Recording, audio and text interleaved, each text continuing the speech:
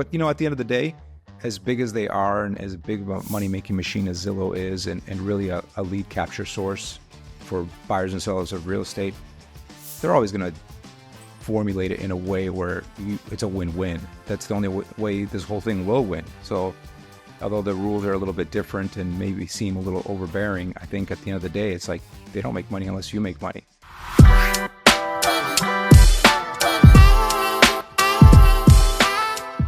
Morning, brother. How are you?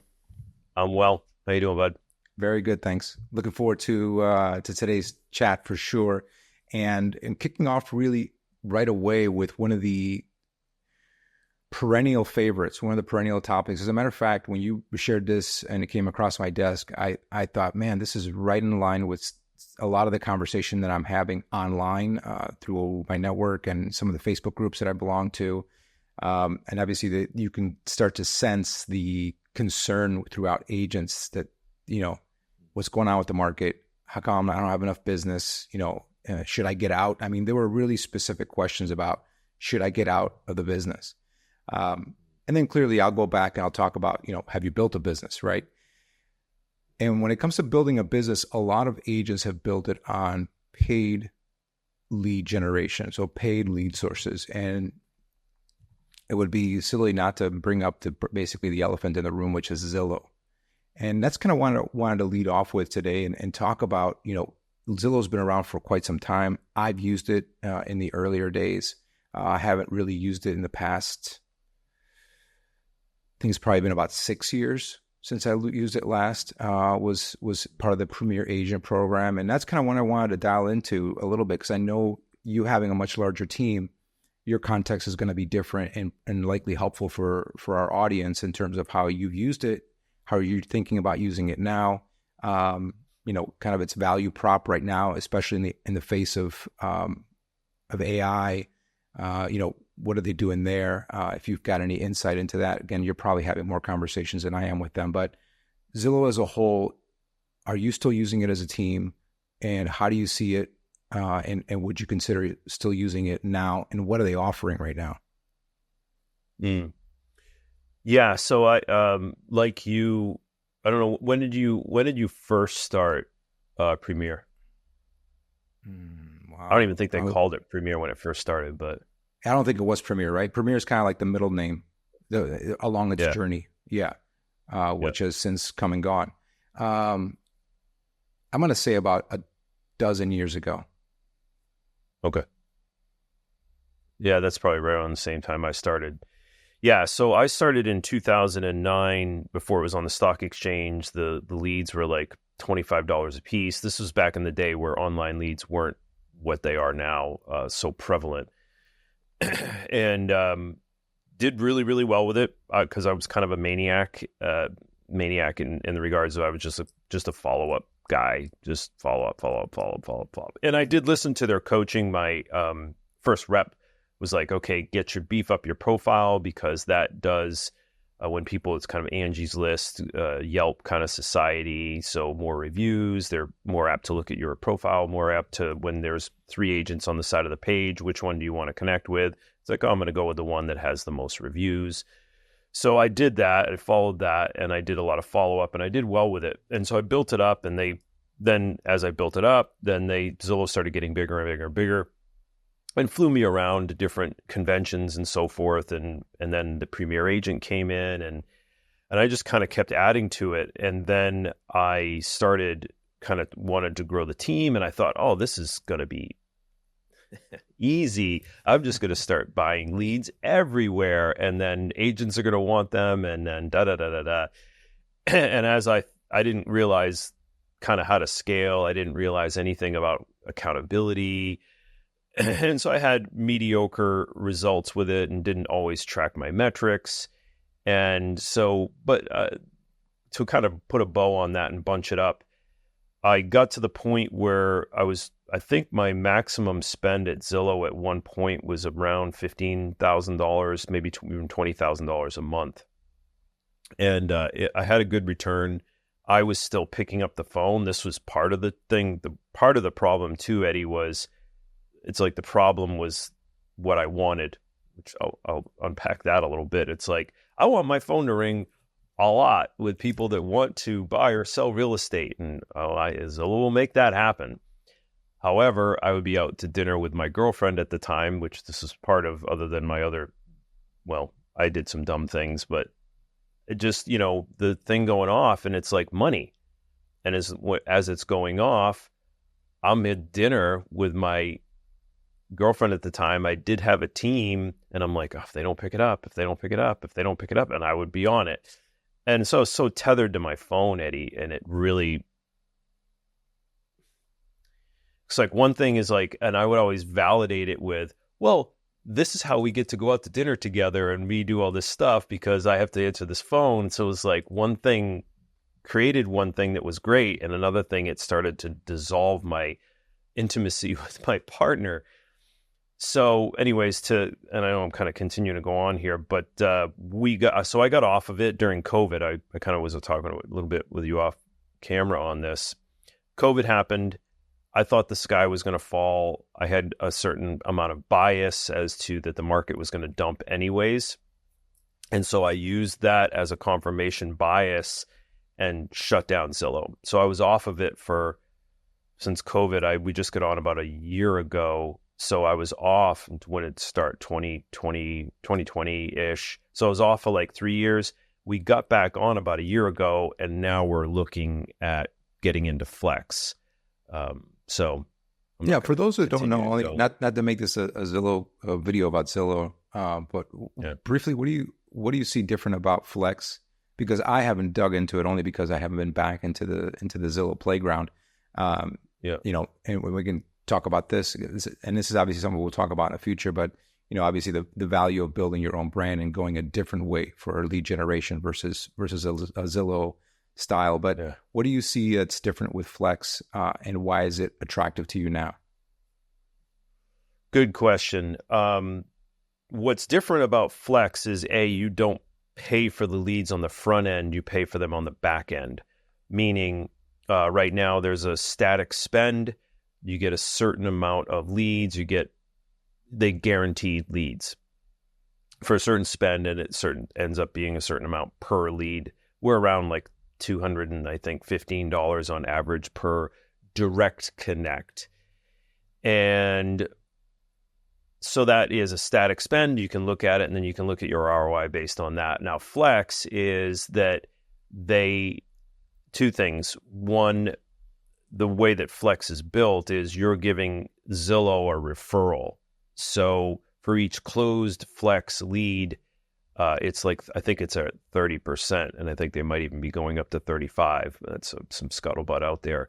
So the benefit to it is you're not paying for them on the front end, A, but B, you're of course going to be paying for them on the back end, and they're very, very on top of you, for lack of a better phrase, about your metrics. So putting everything into the Zillow platform, connected with the customer, they track how many your answer rate, your conversion rate to showing, your conversion rate to actually closing, and then they do like a customer satisfaction score, and these are metrics there. So you have to actually be offered Zillow by using Premier Agent to show them that the metrics are there, because they're paying for they're not going to get paid until the tail end, so they want to make sure that you're doing things the way that they need to be done for them to make their ROI. Yeah, that's really interesting. But I also, on the other side of that, I do see that being also an effective way for you as an agent, especially if you're newer, to refine your skills, to refine your processes, to even have processes, which I think is something that's probably lacking, that formality that I believe is valuable inside of building a real estate business. Although, yes, they're doing it because they want to make sure they're getting paid, but I think it's a really good lesson for the individual agents. Like, oh, these are important metrics. And if Zillow, a giant, sees them as important to see a closing come to fruition, a completed sale come about, then it's probably a good learning opportunity for an individual agent who maybe ordinarily wouldn't put those processes in place. What do you think? Yeah, I think that's a really good observation. Because people will say, as a side note to that, I've heard people say leads suck, or they only send me this or that. It's like, well, if you don't know your metrics and you don't do follow up, to your point there, if you were in that system going, okay, hey, am I asking the right questions, even for the people that I talk to, getting out there in the field? Because that's one of the things that Zillow actually listens to your phone calls. So they're listening to whether or not you ask, would you like to see the property? And would you like to see other properties while you're out? So to your point there, that's a really good thing to mentally, when you're talking to an online lead, you're driving to an appointment for a face-to-face meeting. So I think that's a really good observation. And you have to understand, there's the conversation that you need to get better at, asking the right questions, trying to get the right result to get the return. And then, you do want to be tracking, and how many people really do that. I think that's a really good question. And I think it's important to do it. And Zillow it works, and you will get a return. If you do it right, you will get a return, and then you can scale from there. Not maybe from yourself of like, oh, I can get more ROI if I'm just the one picking up the phone. But if and when you want to start a team, it's a great way to scale and bring opportunities to those agents. Well, I think you ended off there with the perspective that I kind of had in mind, which is this is even more valuable for someone who's trying to run a team or runs a team like yourself, to be able to afford opportunity for a lot of agents. Because again, if an individual agent is trying to do this all by themselves, or they're relatively newer, or don't have systems and processes in place, not only is it nice to feel like you're going to get some leads and get some business, but you're also getting, not only based on kind of what we just discussed, not only am I getting trained by the expertise of Alex Haig and his team, but also I've got this almost secondary coach as to how to do things through Zillow, right? And so you're constantly being guided. And although some of it may feel like Big Brother-ish, I think in the beginning, if you don't have that playbook already written for yourself, it's nice to have that guidance. An imperative, I would say, in order to be successful. Because let's face it, I think the number one reason why people leave the industry is because they don't have enough business. That's it. That's pretty obvious, right? I don't have enough leads. Yeah. And if you don't have enough leads, you're also not building the muscle, kind of similar to what we were just talking about. You're not building the muscle of, how do I talk to them? How many questions should I be asking? What questions should I be asking? When they say this, what should I say next?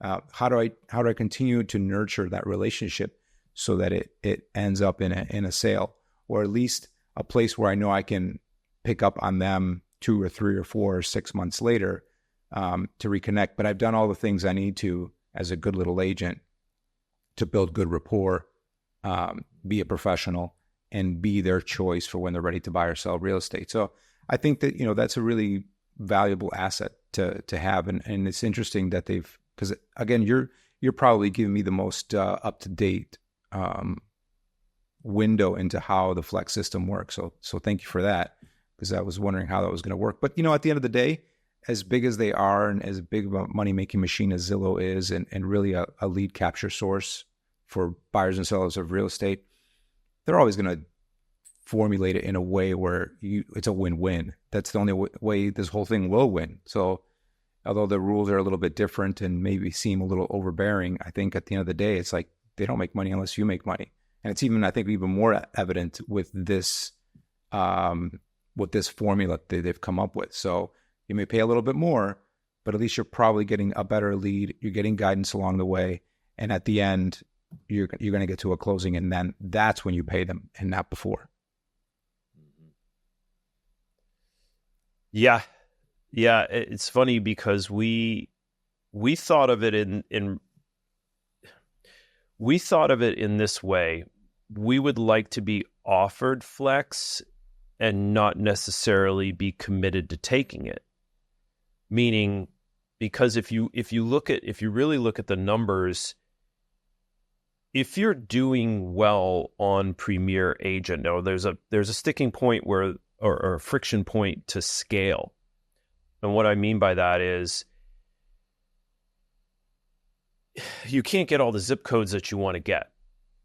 So that's where I ran into a little bit of a friction point for scaling and growing the team through Zillow. I also then had reservations around being too vested in only one lead source, right? So I was like, the deeper you go into this and the more reliant you become on this, you don't want to have just one lead source. I would say, unless it's your sphere, if you can dial that in, that's a great way to go, to be kind of reliant on that, because you can grow your sphere and you're going to have past clients and then you're going to grow that. But anyways, back to that, I was concerned about being too vested in that. So I think it was a good thing. I think everything looking back happens for a reason and all that kind of stuff. But I'm glad we got off, because it helped us grow other things like our Google business profile, which is like better than a Zillow lead. We got a better conversion ratio, if you will, for a better cost. We get organic stuff through that. So it kind of diverged us into that, which we learned that, grew that. We also became more reliant on growing the agent sphere and past client sales. So it had a kind of a collateral effect from leaving Zillow. That being said, you can't scale the Google business profile, because I was like, because I don't know if you know how that works, but the Google local service, which is built on top of the Google business profile, you put a certain ad spend in, you're like, hey, this is how much I'm willing to spend a month. I'm like, I will spend as much as I can spend. The leads are that good. But I can't scale it. Talk to that for a moment. Why are they? Talk to the difference, because this is where I've always kind of taken a deeper dive into what lead generation source to go into. But talk about why the leads are different, or the process is different, or between your Google lead versus your Zillow leads. What is that conversation like? Why is it different? How is that relationship different? How are they seeing you at the onset differently than someone that you connect with on Zillow? That's such a good question. Well, I would say that Google has more reach than Zillow. What I mean by that is more people are on Google. And when someone types in best real estate agent in Stuart, Florida, Google has more clout this is kind of just my perspective, more clout in people's minds and their mind share. This big, we talked about a little earlier, the Buddha, the big undeniable authority. So it's like, if you think about online shipping, you think about Amazon. Now there are others that do direct shipping, but Amazon has more mind space. And I think that Google has the kind of that in regards to just people's mind space. And then if they're going real estate agent, Google comes up. I think it has just less of that, just real estate centric. So it has that mind share. And it's the same thing, why I mean by like Zillow and Google are kind of like the top, because when someone's requesting information or a call, like they call into you. So Zillow, both. Zillow, they're calling in. They're saying, I want to connect with someone. Zillow reaches out, their ISA department reaches out, qualifies the customer in some way, shape, or form that they want to talk to an agent, and then they directly connect. So when someone's reaching out to you, that conversation isn't you're reaching out to them saying, hey, how can I help you? Oh, I was just clicking and I was just curious or whatever. It's just a different kind of call. Now with Google, there's no ISA that's reached out to them, right? Like they're actually reaching out directly to you with a call. So that call just has a higher propensity to be that somebody wants real estate help right now. Does that make sense? It makes total sense. And that's kind of, thank you for breaking it down that way, because that's kind of how my mind has wrapped itself around the concept of, an inbound strategy versus, a paid strategy. So meaning that, there's an awareness out there about you, and the prospect, the buyer or seller is actively saying, I want this guy or I want this gal. That's right. I'm going to dial his number, her number.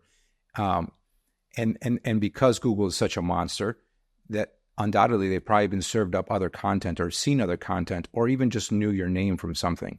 And because Google over time has presented you with maybe some information because you've done other research, you're lying in bed looking at properties, you're doing some research online, you're maybe even on YouTube. And as we know, YouTube and Google are married together. So, those two components serving up relevant content to you, which is what their job is, right? To if you're paying attention to something, those two monsters are going to make sure that you continue to see it so that you can buy it. And then the person who's the recipient of that service is going to be incentivized to pay ad spend and things like that back into the Google and YouTube machine. So, the idea of this inbound, this brand building kind of skews off to, okay, I'm going to pay a dollar amount and I'm going to get X in return. I pay a dollar and I get a lead, whatever it is. Obviously, it's very basic in that reference, but I pay a dollar and I get a lead. I pay a dollar and I get a lead.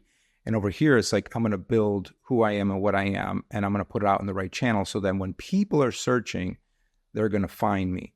And yeah, you're right. There's this layer that's removed from that when you go more of an organic YouTube, Google style, where no one's fielding that call.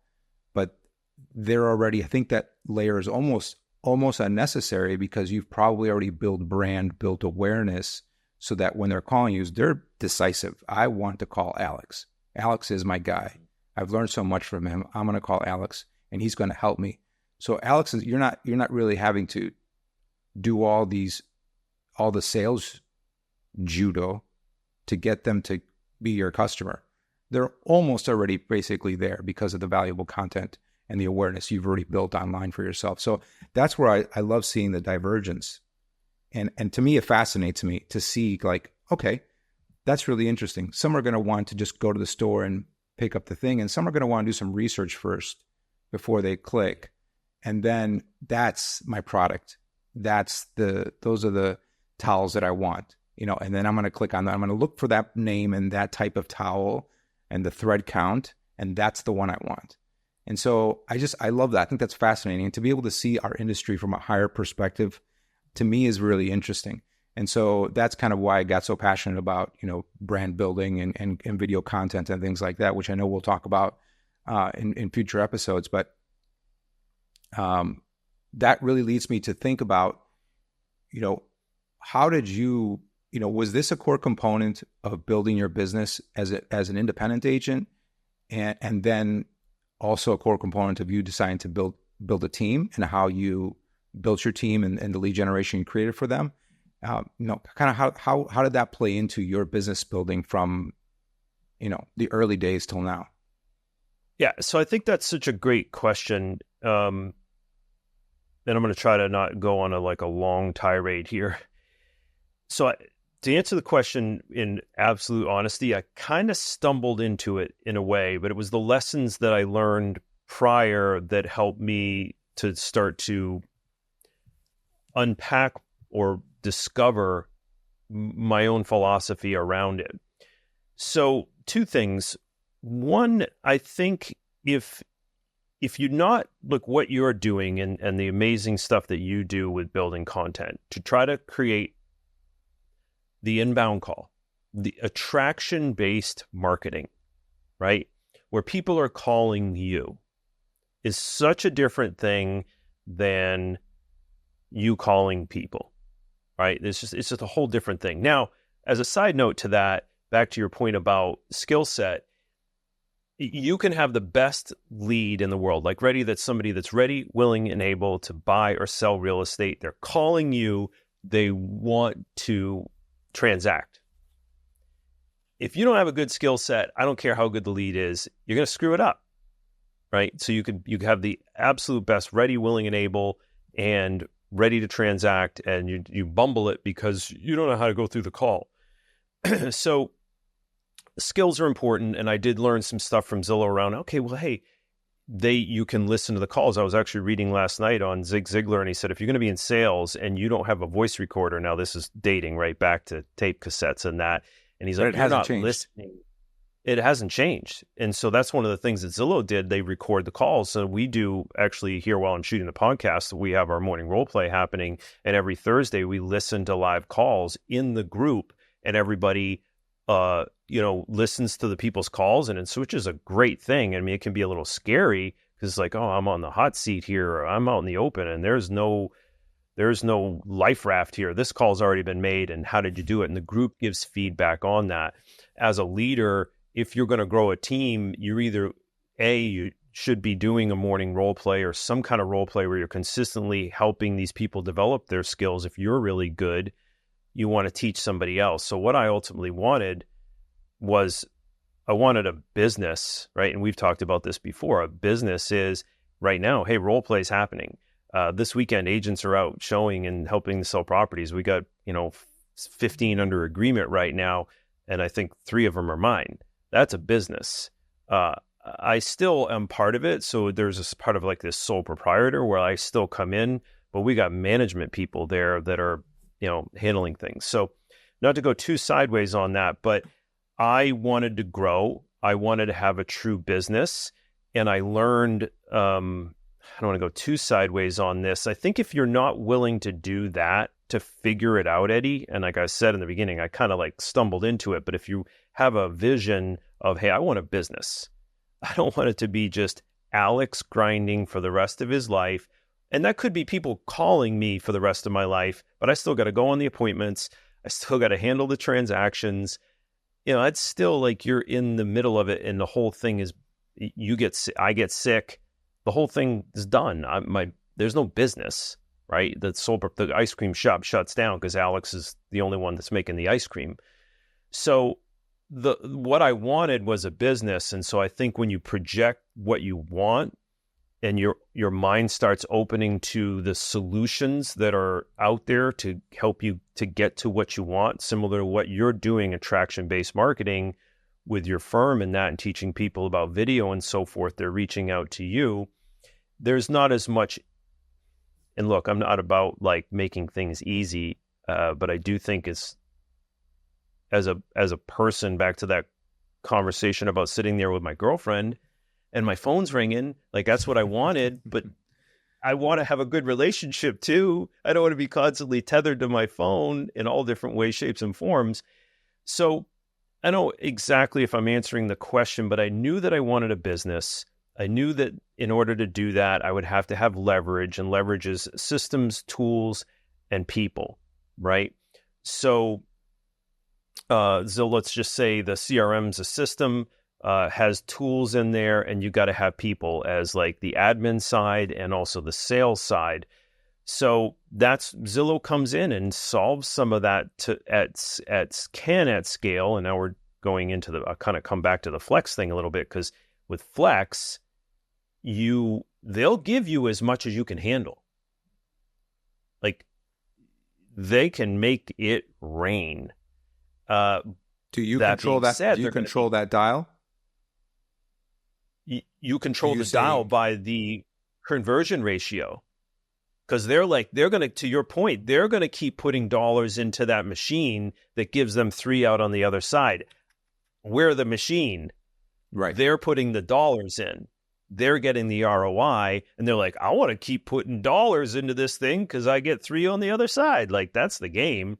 You want to create some kind of mechanism that you put a dollar into. What your what your ROI is going to be. So that's the game. And if you can create that machine, so it's a printing press. I mean, a simplified printing press, very, very simplified there. But there's a lot more that goes into that. By way of the effectiveness of the individual agent and the agent Correct. That's on the program. Right. Exactly right. So if you're just killing it and they see that you're killing it, they're just, instead of going to 4 leads a week, they'll go to 5 or 6 or whatever it is, right? Because you're able to handle it. Correct. And not only are you receiving those and handling them, you're closing them. So they're just going to continue to feed. That's interesting. And then that still leads back into kind of what, your mid-dinner scenario. It's like, how much can an individual handle, and handle well and have the life quality that they want, the quality of life that they want, the balance that they want. That doesn't change. At some point, you've got to make a decision as to how much business you want to do, right? I think the short answer to begin is like, for anybody who doesn't have any business, it's like, I want all the business. I want so much business. I need to make the business. I need the money. I need the commissions. I want the closings. I want 1,000 closings. Well, do you know what it takes to close 1,000 transactions? No, you don't, because you only close 2 or 3. So you may say the thing, but you may not want the thing. Your wife may not want the thing. Your kids may not want the thing. Your elderly parents who you have to look after may not want the thing. So yeah, I mean, just because it's there doesn't mean you should be picking it up, which then just goes back to the idea of, what kind of business. And these are early questions you should be asking yourself too. What kind of business do I want to build? Do I want to be, and there are sacrifices. If you talk to the highest performing agents in our industry, there are sacrifices, and I've spoken to them. There are some real personal sacrifices being made there, because there's only 24 hours in a day, and something has to give.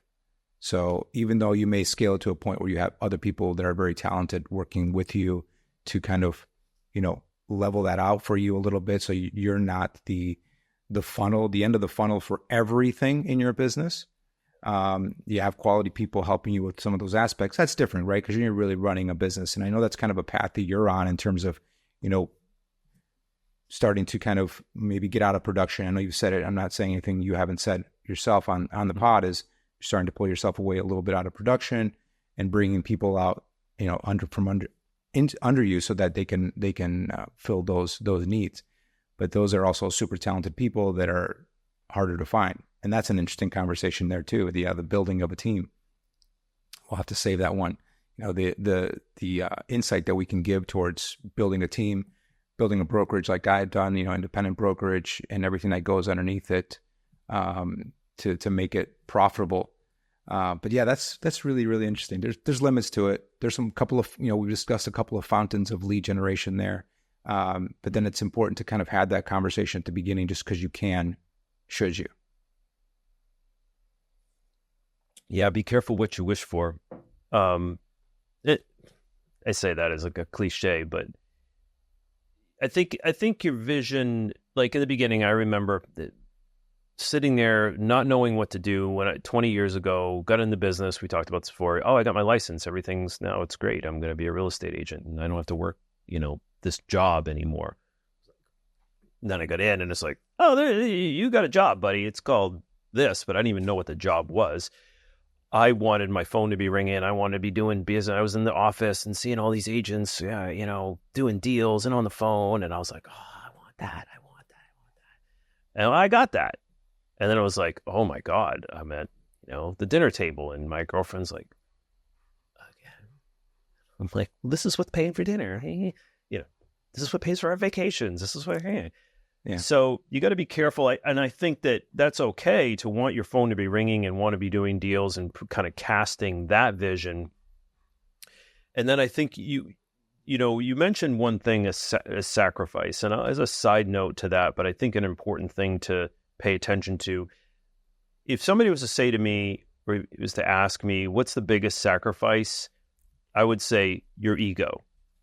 And that's such a big subject, but it's like the ego is, I'm scared to pick up the phone. That's like first level sales. Like your ego is just scared of picking up the phone and calling somebody. What am I going to say?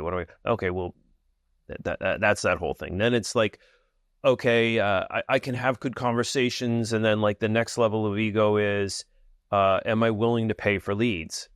I've had people think about joining the brokerage that I'm a member of, EXP, and they're looking at another brokerage and they're like, well, it's not $85 a month.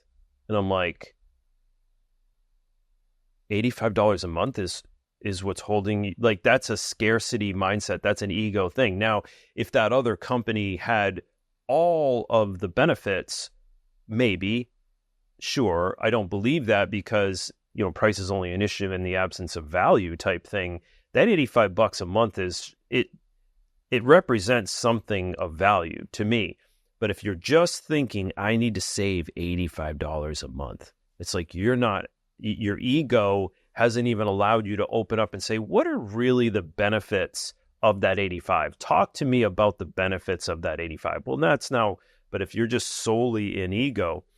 So I don't know exactly where I was going with that or where the question beeline and I went sideways on it, but the sacrifices are constantly pushing into discomfort. Like the first one, I don't want to pick up the phone. Second one, I don't want to pay for leads.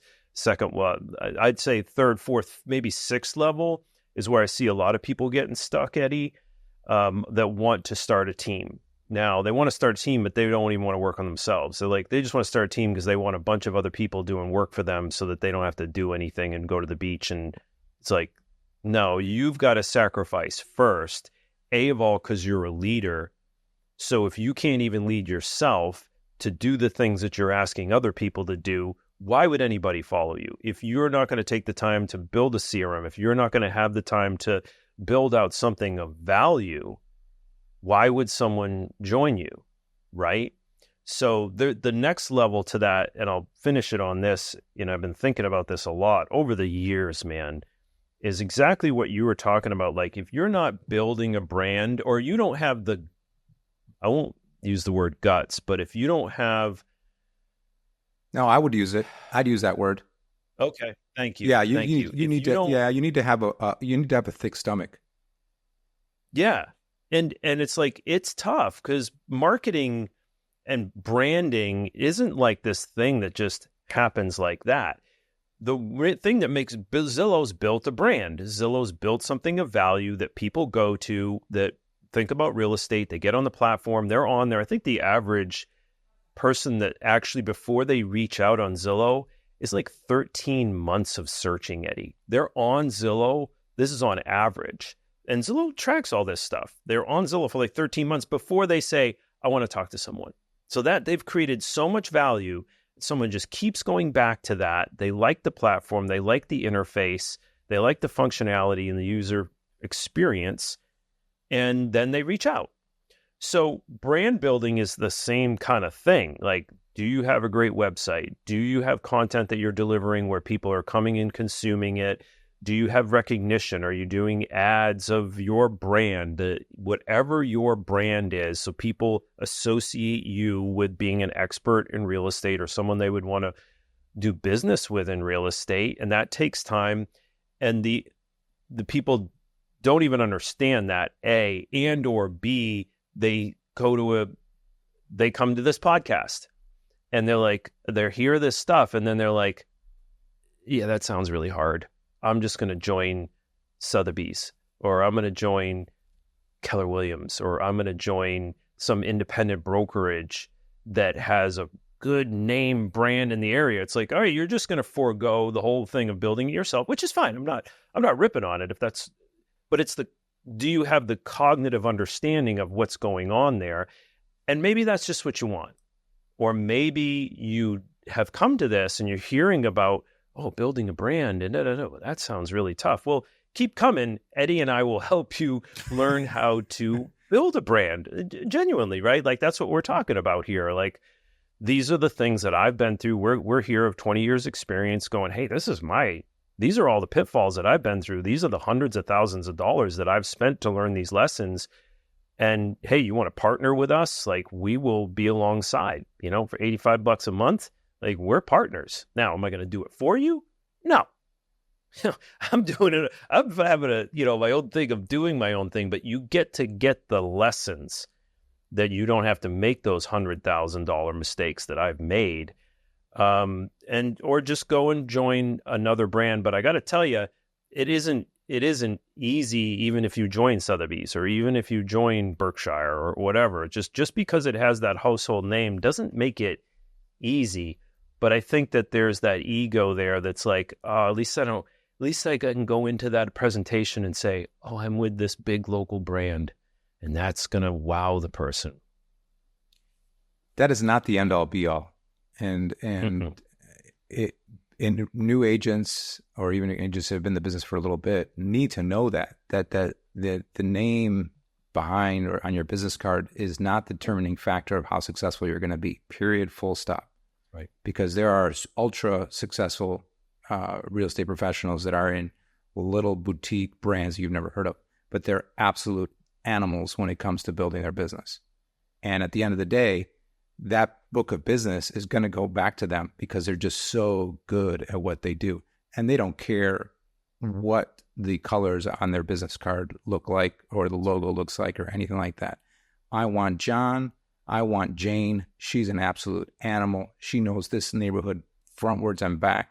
I would go wherever Jane goes for the rest of my life. That's who I'm doing business with. And so, yes, there are some leverage to beginning careers where you feel like you're in a bigger brand and that's going to, solve some of your problems. It does in that, you're kind of around more people.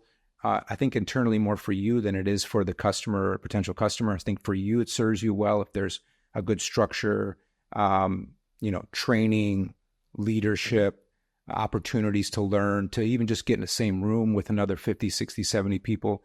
Some of the brands that I've been part of, they've got large yearly conventions where we all get together. And if you're in a room of like-minded professionals, it really is a value add. It always was for me.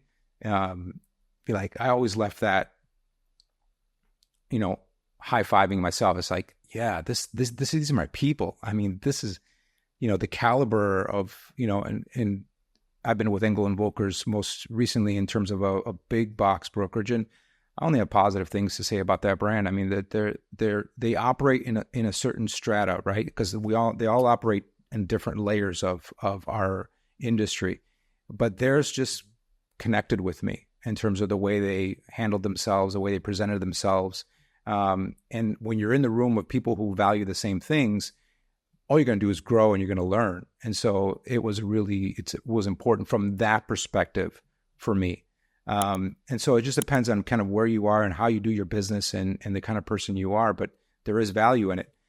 I will also say that if inside the exact same brand, let's talk about EXP, the leadership in one EXP is going to be different from a leadership in different. You're not going to get Alex in all the EXPs, and Alex handles his business a certain way, with a certain level of training and connection to his agents that the next EXP may or may not do.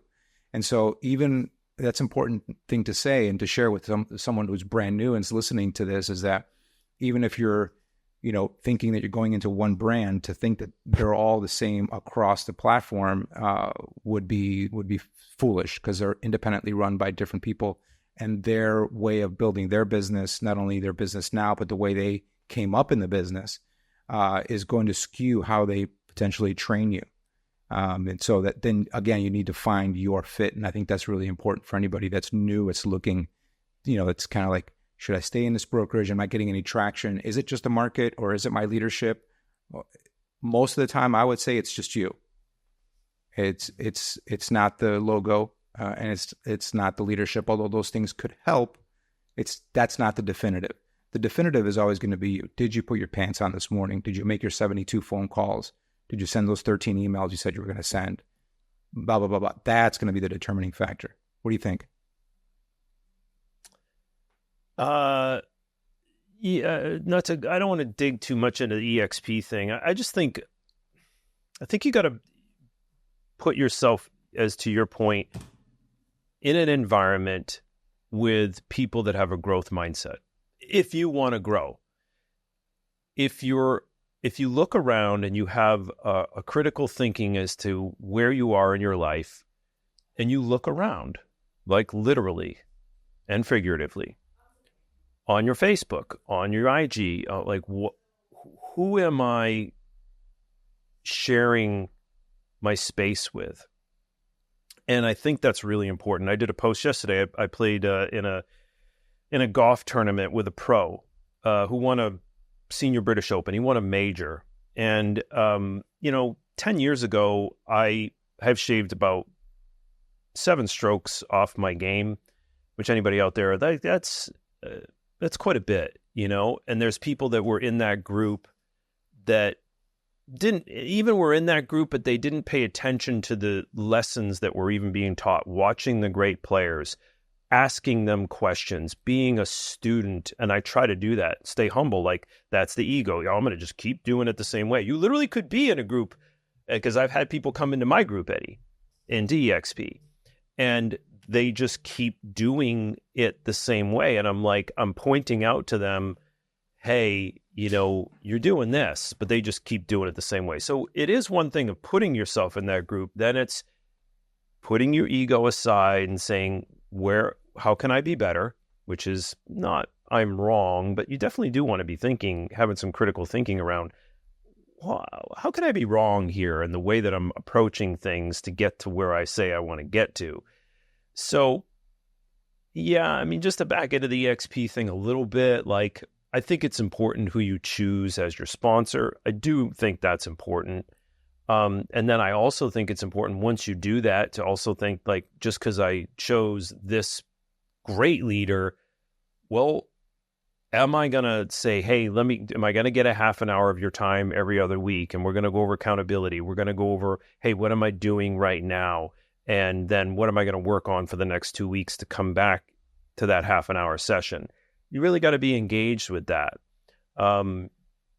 So I think two things. I think it's really important where you put yourself, and I think it's in the environment. And then I think it's really important what this environment's about. Is this an environment about being inquisitive and being coachable and actually taking the pointers that the coach or the sponsor gives to you and doing it?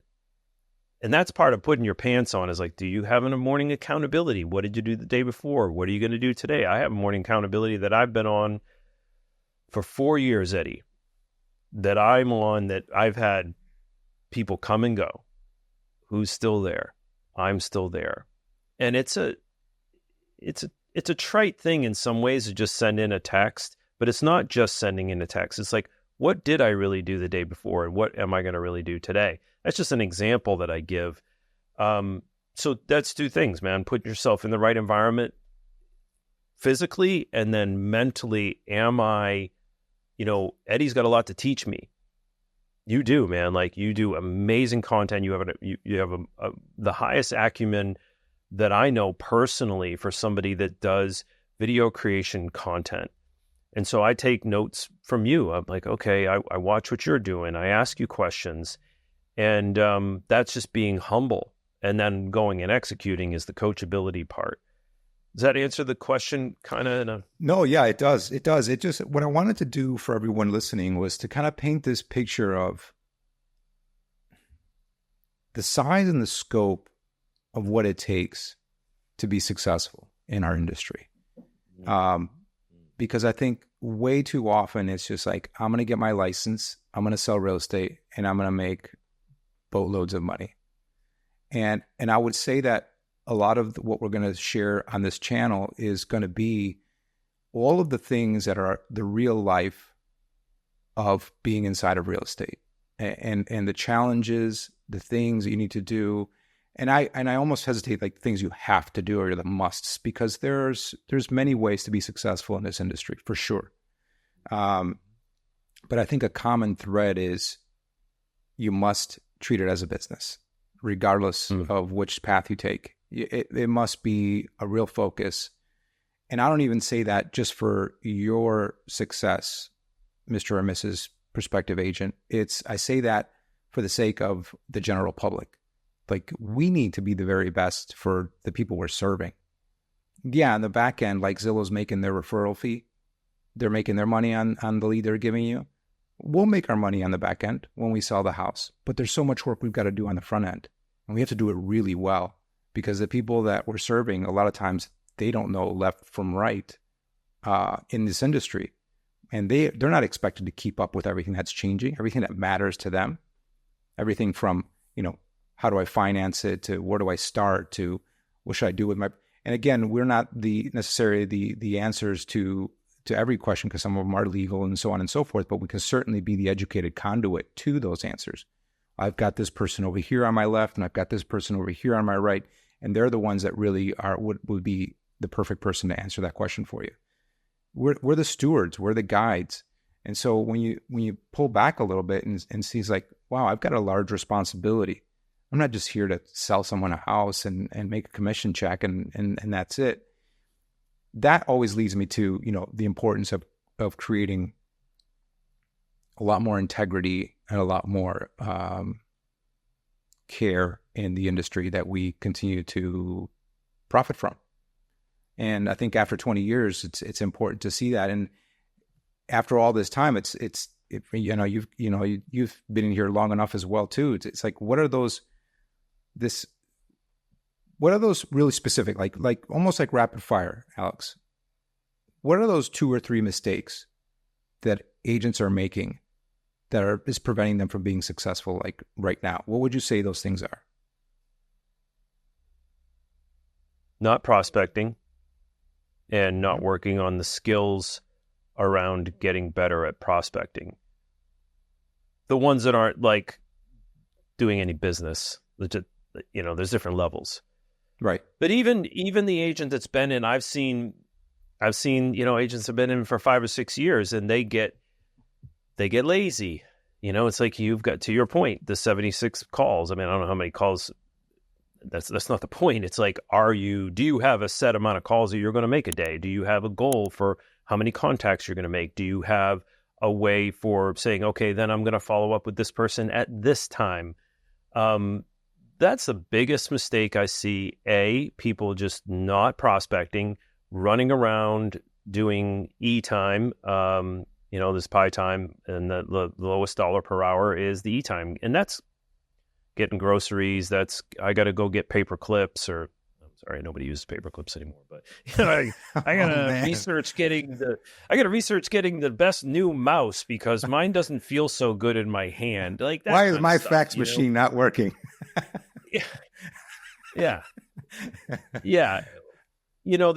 They focus on the things that are the lowest dollar per hour, or even for that matter, no dollar per hour. Setting up, I'm researching, so I'm seeing like what's out there in the market. It's like, that's good. You do want to have a pulse on the market, but if you're doing that for 2.5 hours a day and you're not prospecting, I would say that's a big mistake. So if you're going to spend 2.5 hours researching, why don't you take 1 hour of prospecting and an hour or even just equal amount, right? I mean, that'd be just minimum, man, like minimum. But to your point about a business, like we had a team meeting the other day, and I'll leave it on this, man. It's like, if you were a business owner, what are the hours that you are open for business, right? Because if you had a pizza shop and it's like, I'm closed, 5 out of 7 days a week, I don't think your pizza joint's going to make it unless you got really incredible pizza. And you've got like, when those 2 days, it's like gangbusters and everybody knows that you're open for 2 days. And that's just hyperbole, right? Like, it's just not truth. So that's the biggest mistake that I see the entry-level agent make. I could go on and on, man, but it's like just simple stuff of lack of prospecting. And back to the Zig Ziglar, you're not listening to your calls, or you don't have anybody else listening to your calls. You don't have anybody you're role-playing with about the calls and getting feedback on the how you said it, when you said it, your cadence, your timing. Did you hit all of the things to get the most out of that call? That's, I'll just stop there because I could go on and on and on, but that's the biggest mistake that I see, man.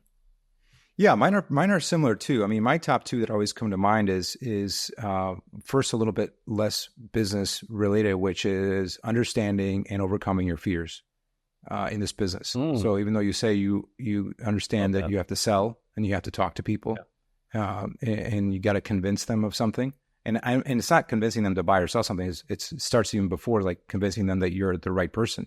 And how do you do that? Well, it's because you've practiced, you become eloquent, you share your knowledge, and it becomes clear in your communications, whether they're on the phone, email, whatever it is, that you are the right person.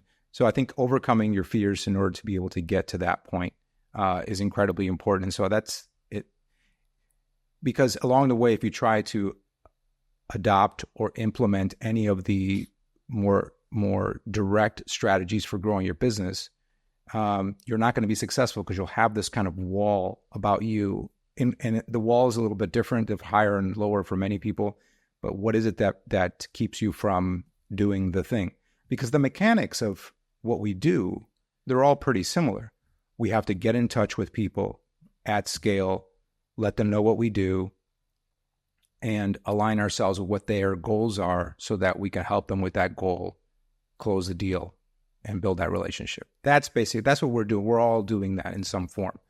And then, I mean, my second one is very similar to yours. I just refer to it more top of mind as just lead generation. How am I generating leads? How am I building business? What is my process for that? And in a process, it must be, right? Because what is my source? How often do I need to nurture that source? What do I need to do inside that source? What are the skill sets I need in order to continue to nurture that fountain, that source of leads? And in that lead generation window, there's so many ways to generate leads. And I know you and I talked about a couple of this at the top of this pod is, Zillow versus more of a brand building effort, Zillow versus Google, and some YouTube in there. So that, I think that would be second for me, in terms of, what someone needs to know, like right now, and to prevent you from being, what's the failure rate right now? About 85%? 87%? 85, 87. Yeah, it's like that within the first 14 months. So only 13 out of every 100 stay in the business after the initial 13 months. That's not a lot of people. And that's what concerns me when if I put my consumer lens back on. It's like, if I'm a consumer, how do I find those 13? Mm-hmm. How do I know that the guy or a gal I'm talking to is one of the 13? And what does the one of the 13 represent? The ones that are really putting in the work, that are committed to the business to help you be the most successful you can in your real estate journey, Mr. and Mrs. Public. That's tough.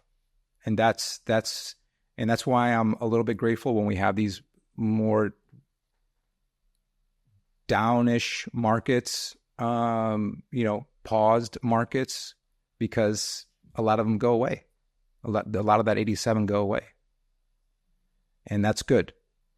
They were never my competition. They were never your competition, Alex, because they're not doing what we do. So, but they could hurt the public, and certainly the perception from the public of what we do and how valuable we are, which then, of course, leads to the topics that we have at hand today, which is commissions. Why should I pay my buyer's agent a commission? Yeah. Why are you worth 3%, Alex? You're not worth 3%, or whatever the number is, because as we all know, commission's always been negotiable. There is no set commission. Yeah. We've only operated under what we're used to. Habit. That's all that's been. So whatever number you've got in your head that this is what agents get paid, it's only because you have that ingrained in your head, because that's been what you've seen most often, but not because it's mandatory. It's the value you perceive in that person. So let's hopefully only cue in on the 13, because then you'll feel ultra comfortable paying whatever they say they're worth. Hey, two little stats in there, and I'm going to give pushback on the second point that you made, but the first, I'll just as a little factoid, it's 1% of the 13 that make over 100,000. Digest that one a little bit. Yeah, and I think isn't the bare minimum of the 13, or the lower 13 that stay in, is somewhere in the $40,000 range, I believe. That's right. Yeah. Right. So okay, let's put that lens on top of today's economy. Could someone really live on 40,000? I think the guy or gal that's still in mom and dad's basement could live on 40,000. Mm-hmm. I don't know that an independent person. It depends on what market you're in, of course, right, and how expensive things are. But just at first glance, I'm like, to be an independent single person, you'd have to have no kids. let's run that, right? Yeah. Oh, how do you see that? I mean, it's So let's Well, that's say an average, right, Eddie? So I mean, like to your point about the market, if you were making that's a national average. I mean, and that you're including Southern California and Boston and New York and Miami and these bigger metropolitan markets where the average price point for us right here is 387,000.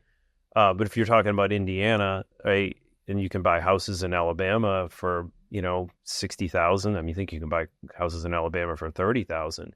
So but how are you going to make 40,000 selling $30,000 houses? So it doesn't just, I mean, just as a to kind of do that. It depends to your point more like it does depend on where you are, right? So 40,000 in South Florida is going to be really, really challenging unless you're in the basement or, I mean, I don't know. I think my buddy in South, you guys don't know out there where we are, but like there's an area in Stewart that's not the greatest area down in Port Salerno off Cove Road, right? He's got an efficiency apartment, man, that's 350 square feet and he's getting $1,250 a month. So there's, at 40,000, there's, just for your rent alone, that's, $16,000 a year. So it's almost half. Right. I don't, and to be considered in that top 30. Yeah, right. Let's not get it twisted, right? To be considered in that top 13%. And if you're at the bottom of that, you're at 40,000. What does that represent in terms of sales here in the area? That means that's somebody who's only transacting.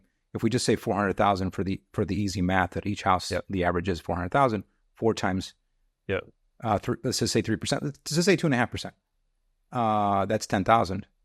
So how many houses do you have to sell? 4. That's not a lot of transactions. 4 transactions in a year, 1 every 3 months. And that's if you're at 100% cap, 100%. Thank you very much. Right. Thank you very much. That's actually your 100%, which you likely aren't because you're only selling 4 houses. Right. Yeah, maybe I want to go. So then back to the $85 a month. Well, I want to go to 100% brokerage. Okay, who are you surrounded with? Are they helping you grow your business? Or are you taking the money that you would have to be with an Eddie and an Alex that are going to help to guide you and aren't going to charge you for coaching or some kind of accountability coaching, create an environment for you to grow in? Well, okay, you're going to save I'm going to save the $16,000 and I'm going to save the $85 a month. Okay, well, you're not, because you're not back to our conversation before, you're not in an environment where people have a growth mindset. In fact, you're in an environment, and I appreciate you saying not guts before, because I'm going to say this, is you got a scarcity mindset. If you're going with 100% brokerage, it's, I want to save, I want to keep more. And it's like, yeah, but you don't have anybody there to help you grow. So if you're going to do that, and I'll only say this, if you're going to do that, you're going to go with 100% brokerage, take that money that you're saving and invest it in a coach, a good coach, because there's plenty of coaches out there. Or I'm going to have an agent the other day, I'm going to go to this brokerage because I'm going to get free coaching. And I'm like, okay, well, be careful of anything that's free, A, and B, what has that coach done? Has that coach done what you want to do? Because if they haven't, they're just probably taking some Tom Ferry notes and regurgitating it onto you, but they don't really know how to dissect it. Yeah, like they're reading off the PDF. That's right. Like they're just, you don't know enough to know what you don't even know, but you can know this. You can ask that coach, hey, how many houses have you sold in a year? That's a good question to ask your first coach, right? Or what organizations have you been a part of that have sold a certain amount of homes, and how integral were you a part of that? So those are good questions asked. So this isn't always a thing to join us, even though I think that would really benefit you. And I think there's the most amount of potential ownership and potential for passive income in other ways and so forth. But look, if you're going to go with the 100% because you're going to save money, or you're going to go with this other brokerage that is like this brokerage because they don't charge the $85 a month and it's going to be easier to recruit. It's like, wait a second, you go in there because you were saving $85 a month and you think you're going to be able to recruit. You don't even know how to say, get me going. But I'm not going to get myself. No, well said, my friend. Well said. It's important to dive into that and to see kind of what you're aligning yourself with and the decision you're making and the impact it's going to have. Yeah. And again, it all goes back to what kind of business do you want to create? What do you want out of real estate? Because if it isn't much, because your significant other makes a solid income, and this is just kind of a nice to have bonus. Although I cringe because, again, it goes back to my, are you really good at it? And some are really good at it, but most by and large, I need you to take it seriously so that you can be the very best, so that we can serve the public that we're here to serve. But I love how you put a bow on that, because and it is something I think we should allude to it, to be quite frank, that, we are going to create a way for all of our viewers to kind of get a little deeper dive into Alex and Eddie and what we're doing and have a little bit better access to us, and we'll, in the coming pods, we're going to start to kind of share what we're going to have for all of you to see if it's something that you're interested in.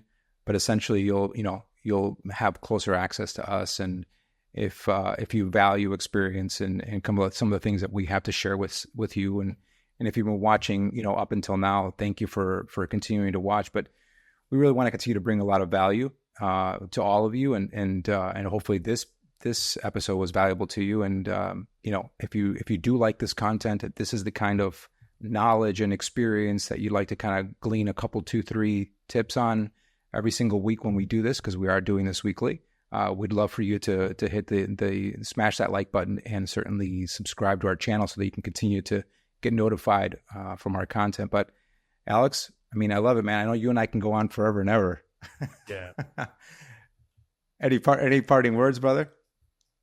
No, let's save the good stuff for later, man. That was all good stuff. And again, to your point, this is part of why we did this, because we've had so many of these organic conversations before. And we're like, man, we just need to press record because we have so much to offer. And I think both of you and I, and this is part of the reason we've come in alignment, is we like helping people. It's not just helping people buy and sell. I love watching people grow. I love watching, and I've seen it on my team, I've seen it with people that have partnered with me, grow. And that's just money's great, man, but watching people develop and grow, I think that's one of the coolest things that we can experience in life.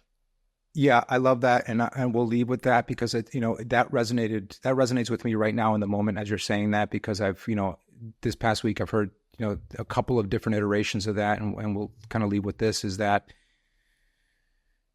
there's a number for everyone that you get to in financial success, where you're able to say, I have enough, and it starts to turn into, what can I do with what I know? How can I share what I know? And the switch kind of happens. It's like, wow, I just get to share this stuff. And how great is that? Because, the money is great. It comes and it goes, but the ability to impact someone else's life. And I think I know we're both aligned in this, and why we started this is, I think the value is exponentially larger. So we hope you all stay tuned, and we'll see you on the next one. Thanks, pal. See you later.